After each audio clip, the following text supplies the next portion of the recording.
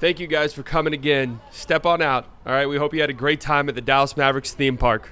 Okay. Hi, excuse me, sir? Yeah, what the hell was that ride?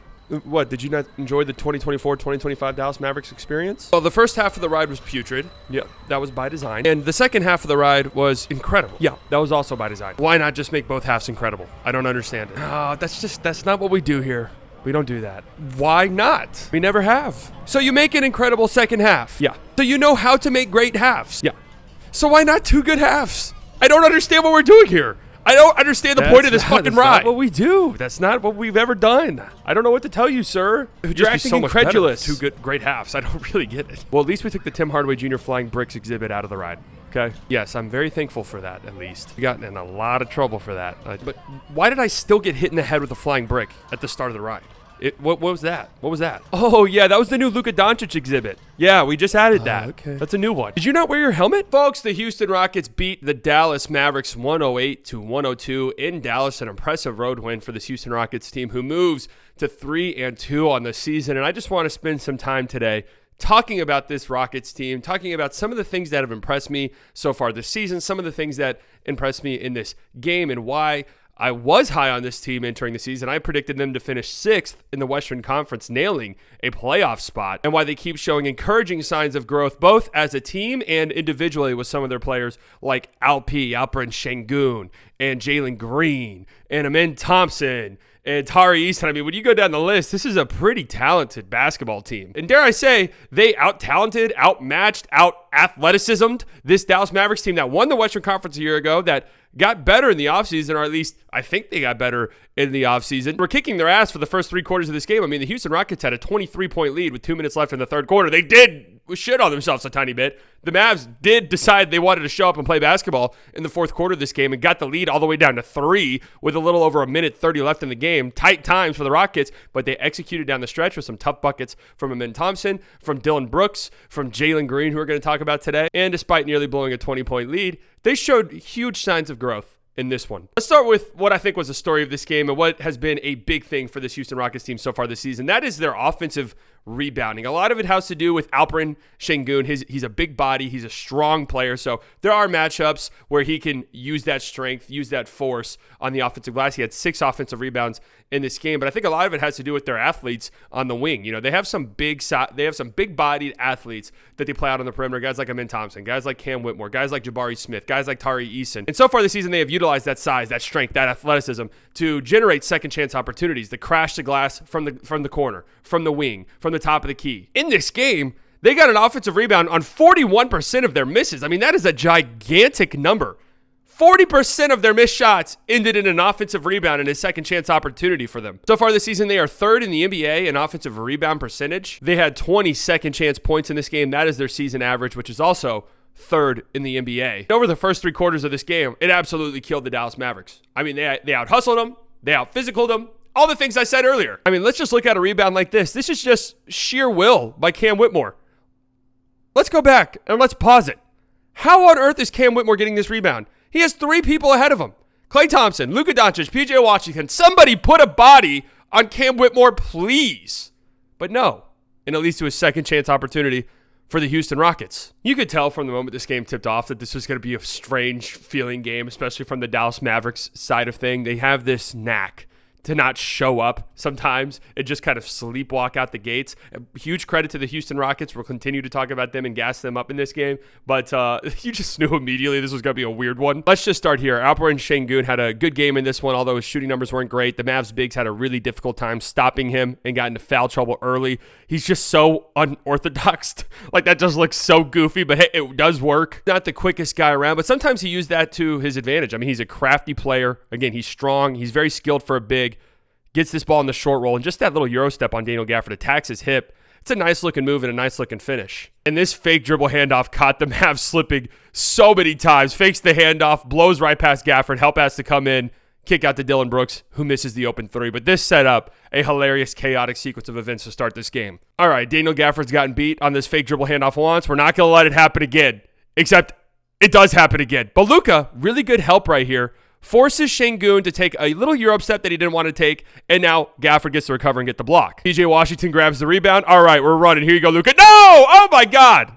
What a disaster. And wouldn't you know it, 4-point swing just like that. Dillon Brooks gets an easy dunk. This happens a few plays later. Sandwiched in between is P.J. Washington missing 2 free throw attempts. Oh no, Daniel Gafford blows a dunk. You just knew kind of immediately from that sequence of events that this was going to be one of those nights for the Dallas Mavericks. And Tyree Eason, who I absolutely love as a basketball player. I think he's such a great glue guy to have on your team. Does so many little things well that's so important for this Houston Rockets team. Only played in 22 games last year, his second year. He made a big impact in this game, especially early on. Mavericks zone up here in transition to try and limit an attempt at the rim. Smart duck in right here by Amen Thompson forces Luka to head to the dunker spot. P.J. Washington ball watching. Great cut by Tyree Eason. Dunk fest! A smart player who knows his role. Cuts right here, picked up by Spencer Dinwiddie, but hangs around in the dunker spot because he knows what Sengun is capable of. Really nice behind the back bounce pass there by Sengun. Easy layup for Eason. Patience in transition, knowing P.J. Washington's going to come in to help.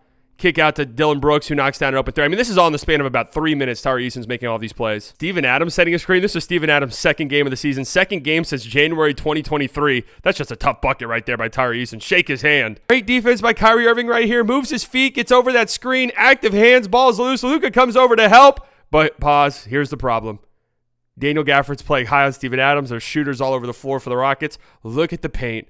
Just nobody there. Nobody within a mile of it. Good, smart give and go. Terrible foul by Kyrie Irving and one. This was all in the span of about 4 minutes of game time that Tyree Eason's making all of these plays happen. His energy, his activity, I think it seeps through the rest of the team. You can definitely feel it. And mocking Derek Lively a little bit right here. He's frustrated at this foul call. Has Luka Doncic rubbed off on Derek Lively a little bit? I've never seen him behave like that.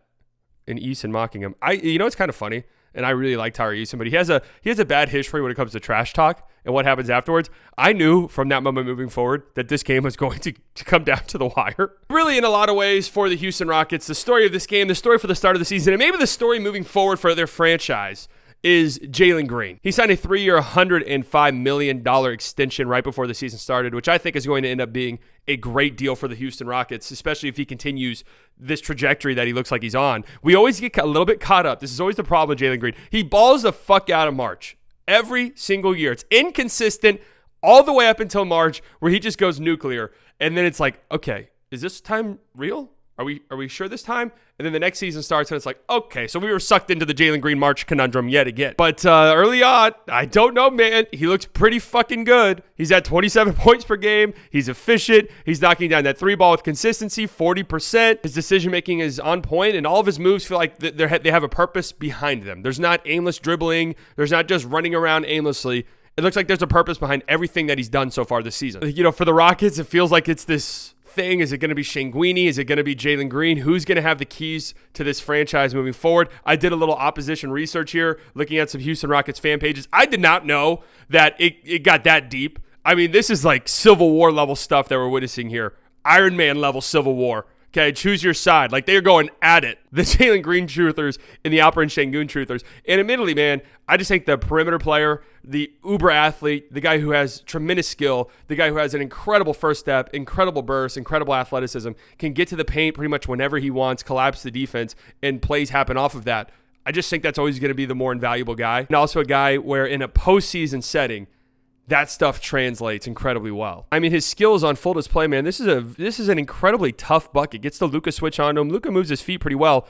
Good dig by Derek Lively. Jalen Green picks that ball up 3 feet past the free throw line. You live with that, but he's so explosive. Look at that hop step, man. Just gets right to the rim and finishes. And I don't know if they'll ever have to pick one between Sengun and Jalen Green. I don't even know if that's a real thing. This 2-man game right here is nice. Sengun's got good touch. That floater's always available. It's nice to see those two have a 2-man game connection. I don't even know if that's a thing that they have to pick them. It just feels that way based off of like the way Rockets fans talk. I don't know why they would have to choose one or the other. I mean, look at this fucking finish, man. This is so frustrating for the Mavericks. They're clawing and fighting their way back into the game. This is insane right here. Foul and one. How on earth does he even get that up? Let alone get that to go. I mean, that's sensational. In this tough clutch bucket right here, the Mavericks get it all the way down to a 3-point game. Crowd is on their feet. Shot clock winding down. Desperately need a bucket. Huge, cold-blooded in Luka's face. Luka's usually the one making those cold-blooded shots. He's talking shit to everybody. Woo!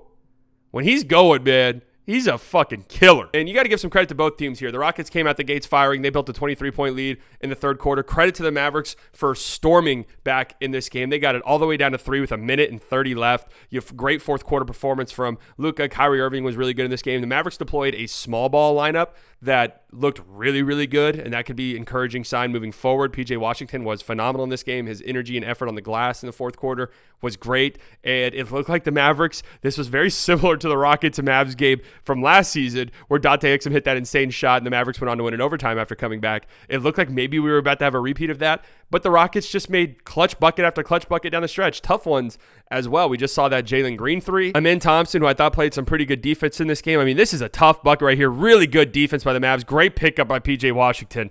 And that one's a killer. 5-point game with 43 seconds left. That was pretty much the dagger. And I have to mention this just hilarious bucket by Dylan Brooks. Mavs probably should be fouling right there, but Dylan Brooks says, no, let me put the game in my hand. Now, what's funny is in the game audio of this, you can hear Ime Udoka yelling, Jalen, go get the ball. Jalen, go get the ball. And Dylan Brooks interpreted that as Dylan Brooks take a fadeaway jumper with 10 seconds left on the shot clock when there's 20 seconds left in the game and we're up 5.